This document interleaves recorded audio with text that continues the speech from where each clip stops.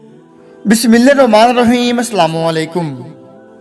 मेरी बड़ी बहन के लिए रिश्ते के लिए एक फैमिली हमारे घर आई। लड़के के वालिद ने आते ही कह दिया, हमें आपकी बेटी बिना देखे पसंद है, बस हमारी एक शर्त है, अगर आपकी बेटी ने मेरी शर्त पूरी कर दी तो मैं कल ही अपने बेटी की बारात ले आऊंगा। ये कहकर उसने कहा, जो भी मेरी बहू बनेगी उसे हमारे खानदानी रस्म रिवाज के मुताबिक पहली 7 रातें दुल्हन बनकर हमारे घर में मौजूद बाग के सबसे पुराने बरगद के दरख्त के नीचे गुजारनी होंगी। ये सुनते मेरी बड़ी बहन बेहोश हो गई और मुझे तयस्सुस ने घेर लिया। मैंने सबके सामने कह दिया, मैं ये शादी करने के लिए तैयार हूँ।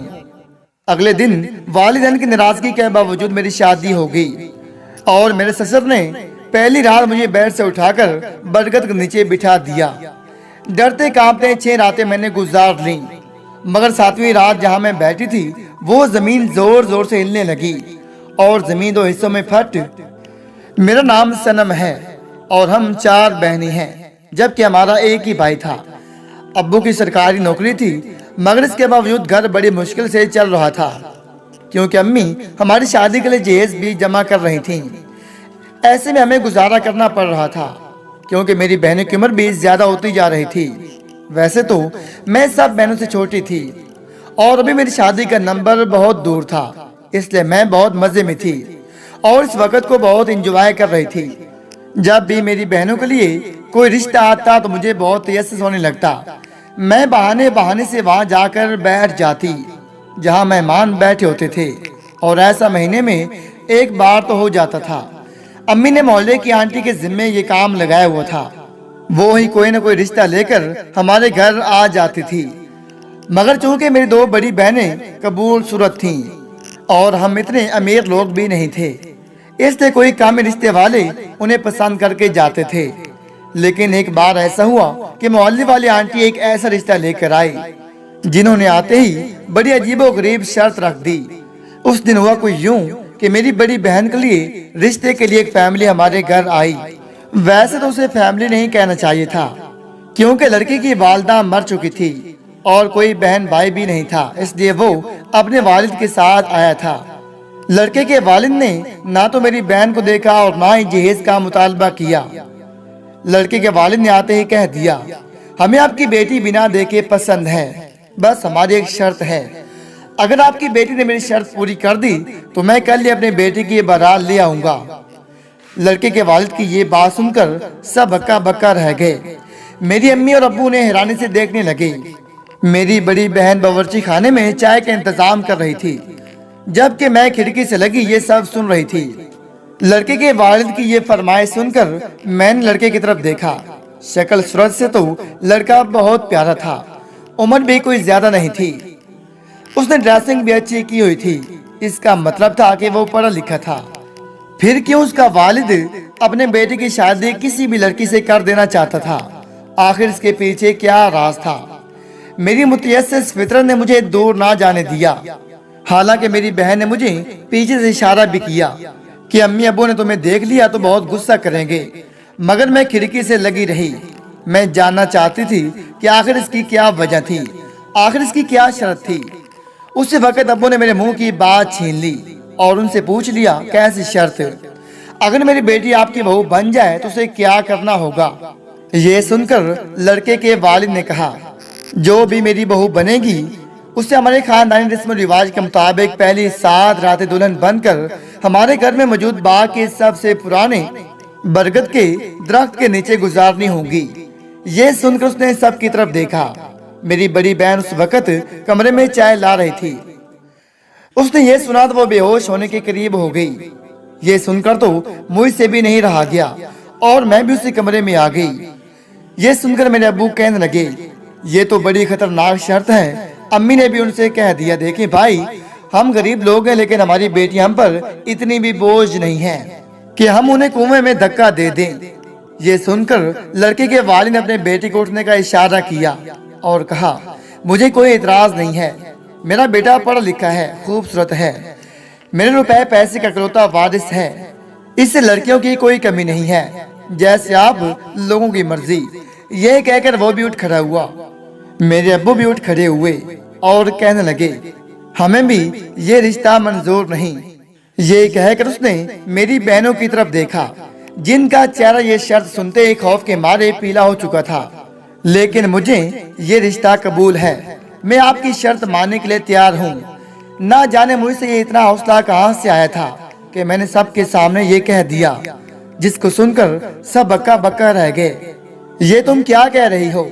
अब्बू ने मुझे गुस्से से देखा, जबकि मेरी बहनें मुझे यूं घूर रही थीं, जैसे मैं पागल हो चुकी हूँ। मेरी बात सुनकर लड़की के वालिद ने मुझे सर से पैर तक देखा। वो देखना चाहता था कि इस घर में कौन सी जीदार है जो ऐसे काम से बिल्कुल नहीं घबरा रही। ठीक है, तुम अपने वालिदैन को राजी कर लो, तो मैं अपने बेटे की बारात ले आऊंगा। ये कहकर वो लोग चले गए, जबकि मेरे घर वालों ने मुझे बुरा भला कहना शुरू कर दिया। अब्बू कहने लगे, सनम बेटा, ये कोई मजाक नहीं है, तुम्हारी शादी होगी और तुम्हें उसके बाद उन लोगों की शर्त पूरी करनी होगी। ये सुनकर मैंने कहा, मुझे उनकी शर्त मंजूर है अब्बू, बकवास बंद करो, मैं तुम्हें मौत के मुंह में नहीं जाने दूंगी। तुम मेरी बेटी हो, अभी छोटी हो, इसलिए ये सब तुम्हें मजाक लग रहा है। अम्मी ने भी मुझ पर खूब गुस्सा किया। जाओ तुम लोग समझाओ इसको। अम्मी ने मेरी बहनों को ये बात कही और मैं अपने कमरे में आ गई। उनके खानदानी रस्म रिवाज के मुताबिक मुझे पहली 7 रातें दुल्हन बनकर उनके घर में मौजूद बाग के सबसे पुराने बरगद के दरख्त के नीचे गुजारनी होगी। मैं कमरे में आकर सोचने लगी, आखिर उस दरख्त के नीचे क्या होगा, मुझे ये सब क्यों करना पड़ेगा। ये सोचकर ही मेरा तयस्सुस बढ़ने लगा।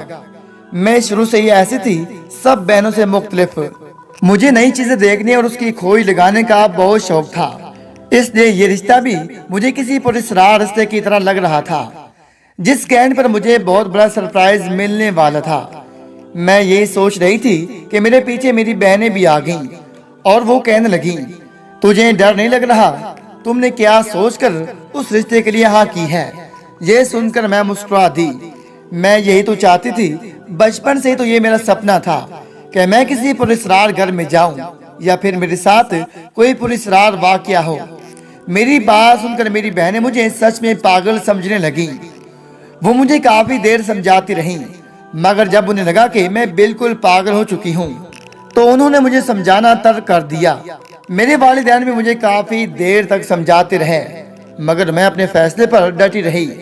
आखिरकार उन सब ने हार मानकर लड़के के वालिद को हाँ कह दी। मेरे घर वालों को लग रहा था कि शायद मुझे उनकी बेटे से पहली नजर का प्यार हो गया, इसलिए मैं ये शादी करना चाहती थी। लेकिन वो नहीं जानते थे कि मैं तो ये जानना चाहती थी कि आखिर लड़के के वालिद ने ऐसी शर्त क्यों रखी थी। लिहाजा अगले ही दिन वालिदैन की नाराजगी के बावजूद मेरी शादी हो गई और मेरे ससुर ने शादी की पहली रात मुझे बेड से उठाकर बरगद के नीचे बिठा दिया। मुझे तो लगा था कि मुझे तो अपने शोहर के साथ चंद घंटे गुजारने का वक्त मिल जाएगा, मगर मेरे ससुर तो सीधा मतलब की बात पर आ गया। खैर, मैं भी तो यही चाहती थी कि इस राज को जल्द अज जल्द जान जाऊं, इसलिए मैं भी अपने ससुर के साथ बाहर आ गई। ये रात का वक्त था, उन्होंने घर के सारे बल्ब बंद कर दिए। मैं फुल मेकअप में दुल्हन बनकर अपने ससुर के साथ खड़ी थी। मैंने अपने ससुर की तरफ देखा, उसका चेहरा बहुत खौफनाक लग रहा था। उसकी आंखें बंद थी और ऐसा लग रहा था जैसे वो कुछ पढ़ रहा हो, क्योंकि मुझे उसके होंठ हिलते हुए दिखाई दे रहे थे। अचानक मेरा ससुर उस बरगद के पेड़ के नीचे गया और उसके चारों तरफ घूमकर फूंक मारी और फिर मेरा हाथ पकड़ लिया। मैंने अपनी चीख का गला दबा दिया, क्योंकि मेरे ससुर का हाथ यूं सर्द था जैसे वो मर चुका हो। खैर, मैंने जल्दी से उसका हाथ छोड़ा और जल्दी से उस जगह पर बैठ गई जहां मेरा ससुर मुझे बैठने का इशारा कर रहा था। अगर तुमने कुछ कहना है या फिर वापस जाना है तो मुझे अभी से बता दो, क्योंकि इसके बाद अगर तुमने एक लफ्ज भी कहा या फिर इस जगह से उठने की कोशिश की तो तुम मर जाओगी। अपने ससुर की ये बात सुनकर मैं शशदर रह गई। ये बात मुझे पहले बतानी चाहिए थी। अब ये कौन सा मौका है बताने का? मैं अपने दिल में सोचने लगी, अब भी मौका है, मुझे यहाँ से चले जाना चाहिए। मैं अपने ससुर से कह देती हूँ कि मुझसे ये काम नहीं हो सकता। अगर मेरे मना करने से मेरा शौहर मुझे तलाक दे देता है तो मुझे मंजूर है। मुझे कौन से इससे मोहब्बत है, मैं भी अपने घर वापस चली जाऊंगी। मैंने अपने ससुर की तरफ देखा, وہ میری طرف دیکھ رہا تھا، شاید وہ میرے جواب کا منتظر تھا۔ اف میں کیا کروں؟ اگر آج ہی رات میں ڈر کے مارے مر گئی تو یہ سوچ کر میری حالت عجیب ہونے لگی۔ ٹھیک ہے، مجھے واپس نہیں جانا۔ نہ جانے مجھ میں یہ حوصلہ کہاں سے آ گیا تھا کہ میں نے اپنے سسر کو ہاں کہہ دی۔ یہ سن کر میرے سسر نے کہا، ٹھیک ہے، تم نے ساری رات یہاں گزارنی ہے اور جیسے صبح کا پہلا تارا نکلے تم اپنے کمرے میں آ جانا۔ یہ کہہ کر وہ چلا گیا اور میں اس برگد کے درخت کے نیچے آلتی پالتی مار کر بیٹھ گئی۔ مجھے بہت ڈر لگ رہا تھا۔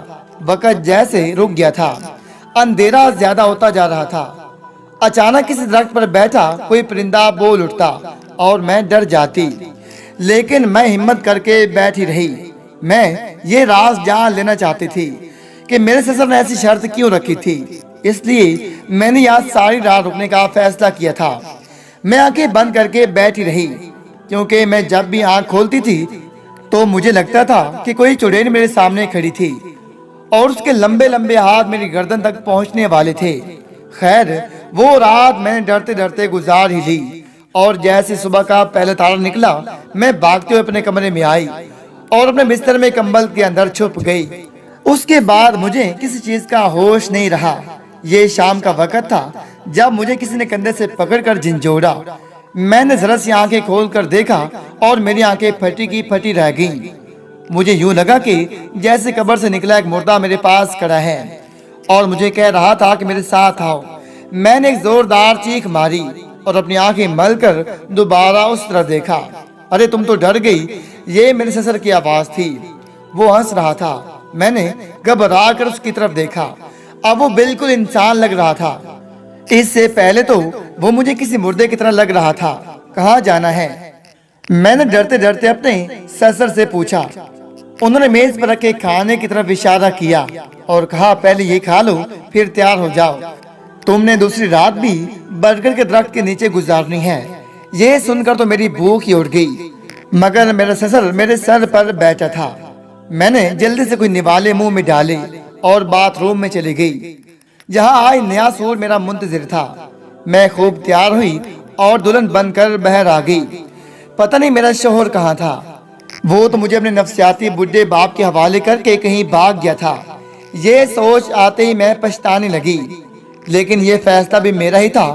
اب میں کسی سے شکوہ بھی نہیں کر سکتی تھی، اس لیے میں اپنے آنسو پیتے ہوئے برگد کے پیڑ کے نیچے بیٹھ گئی، جبکہ میرا سسر مجھے یہاں تنہا چھوڑ کر چلا گیا۔ وقت گزرنے لگا اور اس کے ساتھ ساتھ میرا ڈر بھی۔ آج تو مجھے کچھ آوازیں بھی سنائی دے رہی تھیں، مگر یہ آوازیں غیر انسانی تھی۔ ڈر کے مارے میرا حلق تک سوکھ گیا۔ میں کسی کو پکار نہیں سکتی تھی، اپنی مدد کے لیے نہیں بلا سکتی تھی، کیونکہ اگر میں نے ایک لفظ بھی بولا تو مجھے اپنی جان سے ہاتھ دھونا پڑ سکتا تھا۔ میں ابھی نہیں مرنا چاہتی تھی، اس لیے میں نے ڈرتے کانپتے 6 راتیں گزار لیں، مگر 7ویں رات بہت بھاری تھی۔ اس رات جب میرے سسر مجھے برگد کے پیڑ کے نیچے بٹھا کر گیا تو مجھے ایسا لگا جہاں میں بیٹھی ہوں اس کے نیچے کی زمین دھیرے دھیرے ہل رہی ہے۔ آج شاید میں مر جاؤں، مجھے رہ رہ کر یہ خیال آتا رہا۔ نیچے سے ایسی آوازیں آ رہی تھیں جیسے کوئی چیخ رہا ہو، اور یہ آوازیں پورے گھر میں سنائی دے رہی تھیں۔ مجھے اتنا ڈر لگ رہا تھا کہ آج مجھ سے آنکھیں بند نہیں کی جا رہی تھیں۔ میں بار بار ادھر ادھر دیکھ رہی تھی۔ اچانک آسمان پر بادل چھا گئے اور آسمانی بجلی چمکنے لگی، شاید آج بارش ہونے والی تھی۔ میں نے گھبرا کر اس طرف دیکھا جہاں کمرے تھے۔ اسی وقت آسمانی بجلی زور سے چمکی اور میں نے دیکھا کہ میرا سسر اپنے کمرے کے دروازے کے سامنے پنکھے سے الٹا لٹکا ہوا تھا۔ یہ دیکھ کر میری روح فنا ہو گئی۔ اسی وقت زمین زور زور سے ہلنے لگی اور جہاں میں بیٹھی تھی وہ زمین پھٹی اور یہ دیکھ کر میں بے ہوش ہو گئی۔ میری آنکھ کھلی تو میں نے سب سے پہلے اپنے شوہر کو دیکھا جو میرا ہاتھ پکڑے ہوئے تھا۔ کیا میں زندہ ہوں؟ میں نے اسے پوچھا۔ وہ مسکرا دیا۔ میں نے دیکھا اس کی مسکراہٹ بہت پیاری تھی۔ کیا تمہارا باپ بھی زندہ ہے؟ میں نے رات کو اسے پنکھے سے لٹکے وہ دیکھا تھا۔ یہ سن کر میرا شوہر کہنے لگا، ہاں ابو بھی ٹھیک ہے۔ ابو رات کو ایک عمل کر رہا تھا اور اسی وقت امیر ہونے کا جشن منا رہا تھا۔ یہ سن کر میں الجھ گئی۔ کیا تم مجھے بتاؤ گے کہ آخر یہ کیا ماجرا تھا؟ یہ سن کر میرے شوہر نے مجھے بتایا، ہاں اب ہم نے وہ خزانہ زمین سے نکال لیا ہے، اس لیے میں تمہیں یہ بات بتا سکتا ہوں۔ دراصل جب ہم نے یہ گھر خریدا تھا، کسی عامل نے بتایا تھا کہ برگد کے درخت کے نیچے خزانہ دفن ہے، لیکن وہ جنات کے قبضے میں ہے۔ اگر کوئی عورت دلہن بن کر وہاں 7 دن گزار لے تو وہ جنات یہ خزانہ چھوڑ کر چلے جائیں گے۔ پہلے یہ عمل میری ماں نے کیا تھا، مگر وہ اتنی ڈرپوک تھی کہ دوسرے دن ہی ڈر کے مارے مر گئی۔ میں اس وقت 4 سال کا تھا۔